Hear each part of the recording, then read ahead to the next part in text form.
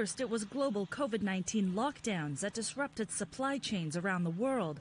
Then a shortage of semiconductors limited manufacturing in many sectors. Now, the conflict in Ukraine is hitting a variety of products, such as wheat, sunflower oil, and even critically important electrical wiring made in the country. This is forcing governments to reassess growth expectations. Germany has slashed its GDP forecast from 4.6% to 1.8% this year, citing the war in Ukraine. Many European car manufacturers and auto parts companies have factories in Ukraine, most of which have been closed due to the fighting.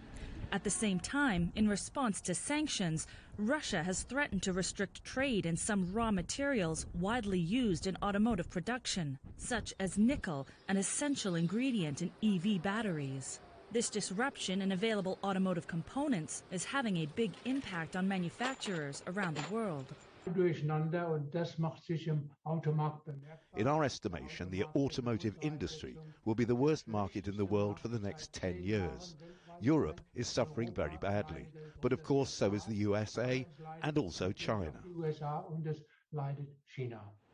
Hyundai and Toyota have suspended production at their St. Petersburg, Russia plants due to disruptions in supply chain issues, while automaker Renault said it would suspend manufacturing in Moscow.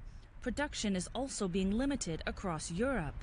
Here in Germany, both BMW and Volkswagen have shut some assembly lines for the lack of components that are made in Ukraine, while the French tire manufacturer Michelin has also announced it would be closing some plants across Europe because of supply chain issues created by the Russia-Ukraine conflict.